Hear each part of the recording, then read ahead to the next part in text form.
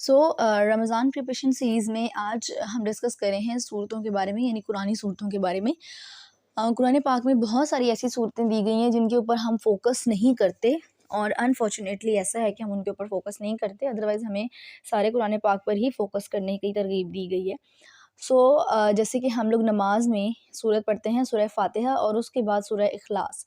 हम लोग इससे आगे जाने की कोशिश नहीं करते। हम लोग मीन्स टू से मोस्ट ऑफ द पीपल्स, ठीक है, वो आगे नहीं बढ़ते। यही 2 सूरतें जो हैं वो आप चाहे नवाफ़िल नमाज़ अदा करें, चाहे फ़र्ज़ नमाज़ अदा कर रहे हैं, या फिर आप नमाज़ जुमा अदा कर रहे हैं, या फिर आप नमाज़ सलातो तस्बीह अदा कर रहे हैं, वितर पढ़ रहे हैं, या कुछ भी आप लोग पढ़ रहे हैं, तो आप उसके अंदर जस्ट यही 2 सूरतें पढ़ रहे होते हैं। क्योंकि ऐसा लगता है कि ये 2 सूरतें ही जैसे कि फ़र्ज़ नमाज़ के साथ फ़र्ज़ कर दी गई हैं, जबकि ऐसा कुछ नहीं है। आप सूरह फ़ातिहा के बाद सूरत चेंज करके कोई भी सूरत पढ़ सकते हैं। लाइक आप सूरह इखलास की जगह पर सूरत काफ़िरून पढ़ सकते हैं, सूरह फ़लक पढ़ सकते हैं, सूरह नास पढ़ सकते हैं, सूरह कौसर पढ़ सकते हैं। कोई भी सूरत जो है वो आप पढ़ सकते हैं। अब इस रमज़ानुल मुबारक में इस टाइम पर सूरज का डिस्कस करने का मकसद ये है कि हम रमज़ानुल मुबारक से पहले इंशाअल्लाह ताला कुछ सूरतें याद कर लेंगे, ताकि रमज़ानुल मुबारक में जब हम ये पढ़ें, यानी जब भी हम कोई नमाज़ अदा करें, या फिर नवाफ़िल एक्स्ट्रा नमाज़ अदा करें, या तहज्जुद पढ़ें, या चार्ज कुछ भी आप नमाज़ें पढ़ रहे हैं, उसके अंदर आप सूरह को चेंज करके भी पढ़ सकें। ठीक है, ये ज़रूरी नहीं है कि चेंज किया जाए, और ये भी ज़रूरी नहीं है कि सूरह इखलास ही पढ़ी जाए, लेकिन अगर आप पढ़ते हैं तो ये कुरान की कुछ हिस्सा है जो कि आपके दिल में कैद हो जाता है या महफूज हो जाता है, तो उसकी वजह से हमें आखिर तक का सवाब है। अब जैसे कि सूरह फातिहा है, जिसको सूरह शिफा भी कहा जाता है। आप बीमारों के ऊपर इसको पढ़कर अगर दम करते हैं तो इस बहुत ज़्यादा जल्द उसको शिफायाबी मिलती है। इसी तरह सूरह रहमान कहा जाता है कि बहुत बीमार अगर कोई है तो उन्हें सूरह रहमान की तिलावत सुनाई जाए। इसी तरह सूरह यासीन कहते हैं कि जब जान कुनी होने वाली होती है तो उस बंदे के ऊपर सूरह यासीन पढ़नी चाहिए, ताकि उसकी जान आसानी से निकल सके। ठीक है, तो इस तरह हर सूरह की अलग से फ़जीलत है। कुरान पाक की 114 सूरतें हैं, और 114 की 14 सूरतों की फ़जीलत अलग-अलग है। सूरह बकरा, आप जानते हैं सूरह बकरा की तो आखिरी 2 आयत की इतनी फ़जीलत है कि रात को पढ़कर लाज़मी सोनी चाहिए। इसी तरह डिफरेंट सूरह जो हैं वो अलग-अलग अपना वक़्त रखती हैं, और अलग-अलग जगह पे सूरह वाक़िया है जो कि आपको मगरिब के बाद लाज़मी पढ़नी चाहिए रिज़्क़ के लिए। इसी तरह सूरह मुल्क और सूरह सजदा जो कि आप इशा के बाद पढ़ते हैं।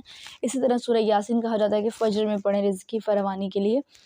बहुत सारी सूरतें ऐसी हैं जो कि आप लोग साथ-साथ लेकर चलते हैं, डेली रूटीन में पढ़ भी रहे होते हैं। थोड़ी-सी ये लंबी सूरतें हैं। जिस तरह सूरह कहफ़ है जो कि आपको फ्राइडे के दिन पढ़ना ज़रूरी है, और सूरह कहफ़ की कितनी फ़ज़ीलत है जुम्मा के दिन पढ़ने की, वो आप लोगों के साथ ग्रेजुअली शेयर किया जा रहा होता है।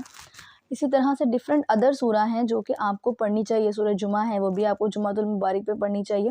बाकी ये कि हर सूरह के लिए कोई स्पेशलाइज़्ड डे नहीं है, ना ही कोई स्पेशलाइज़ ये समझें कि टाइम है। जिस टाइम भी आप कुरान को चाहें खोल कर पढ़ सकते हैं। कुरान के लिए आपको ये है कि आप अपनी तरफ से एक यकसुई हासिल करने के लिए और कंसंट्रेशन से पढ़ने के लिए अपना फ्री टाइम निकाल कर अच्छी तरह, फ्री टाइम तो नहीं कह सकते कि जब आप फ़ारिग हों, ये कहा जा सकता है कि अपने काम से वक़्त निकालें लाज़मी, और कुरान पाक को टाइम दें।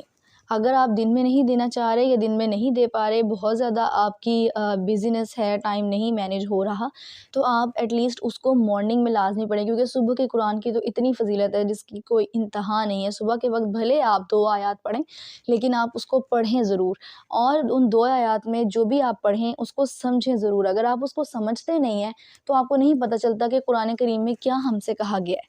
ठीक है, क्योंकि कुरान में अल्लाह ताला हमसे बात कर रहा होता है, तो अगर हमें समझ ही नहीं आएगी कि अल्लाह हमसे क्या बात कर रहा है, तो हम किस तरह उसको फ़ॉलो कर पाएँगे। ठीक है, जैसे कि आप लोग जिस भी लैंग्वेज से बिलॉन्ग करते हैं, आपके पास उस लैंग्वेज में इसकी ट्रांसलेशन अवेलेबल है। जैसे कि उर्दू ट्रांसलेशन है, इसी तरह इंग्लिश ट्रांसलेशन है, इसी तरह ऑलरेडी अरेबिक में वो है आपके पास। डिफरेंट अदर जो लैंग्वेजेज़ हैं, पर्शियन है, या और भी बहुत सी लैंग्वेजेज़, उनमें ट्रांसलेशन कुरान करीम की अब अल्हम्दुलिल्लाह हो गई है। तो जहाँ से भी लोग बिलॉन्ग करते हैं, जो भी आप लोगों की लैंग्वेज है, उस लैंग्वेज में लाज़मी कुरान करीम को पढ़ने की की कोशिश करें। और जैसे उर्दू अब आप लोग पढ़ते हैं तो उर्दू में इसका तर्जुमा आपके पास अवेलेबल है, आप उर्दू तर्जुमा लाज़मी पढ़ें, चाहे आप एक आयत पढ़ें लेकिन उसका उर्दू तर्जुमा आपने लाज़मी पढ़ना है, ताकि आपको समझ आए कि अल्लाह ताला हमसे क्या कह रहा है। जब तक आप इस चीज़ को नहीं समझेंगे, आप उसको आगे लेकर नहीं चल सकते, उसको फ़ॉलो नहीं कर सकते, ठीक है।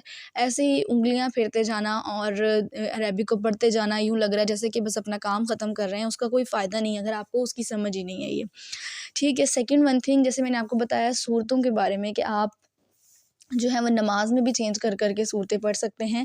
इसी तरह डिफरेंट अदर टाइम्स पर भी आप पढ़ सकते हैं। जैसे चारों कुल हैं जिसमें कि सूरह काफ़िरून, सूरह नास, सूरह फ़ल्क और सूरह इख़लास आती है। आपने ये चारों के चारों किसी टाइम भी पढ़ें, जैसे कि किसी की फ़ौतगी का अगर आप सुने, कोई किसी बंदे की डेथ हो गई है, तो आप ये 4 कुल पढ़कर भी उसकी मग़फ़िरत की दुआ कर सकते हैं, ठीक है। सो इस तरह हर एक सूरह की एक अलग-अलग जो है वो इम्पोर्टेंस है, अलग-अलग फ़ज़ीलत है, अलग-अलग अहमियत है, जो कि हमें ये बताती है कि कुरान करीम की बेसिकली क्या अहमियत है। अब इस टाइम पर इंशाल्लाह हम अब रमज़ान से पहले ये कोशिश करेंगे कि कुछ छोटी सूरतें जो कि ईज़िली हमसे याद हो सकें, या आप सूरह फ़ातिहा के बाद ईज़िली पढ़ सकें, क्योंकि सूरह यासीन या सूरह रहमान या इसके अदर कोई भी ऐसी सूरत जो थोड़ी-सी लेंथी है, वो आप नमाज़ में जब खड़े होके पढ़ते हैं तो आपको बहुत ज़्यादा टाइम लगता है और उतना टाइम मैनेज नहीं हो पाता, तो डज़न्ट मैटर, आप कुरान करीम का कोई भी हिस्सा पढ़ रहे हैं वो आपके लिए फ़ायदा है, ठीक है, सवाब का बाइस है।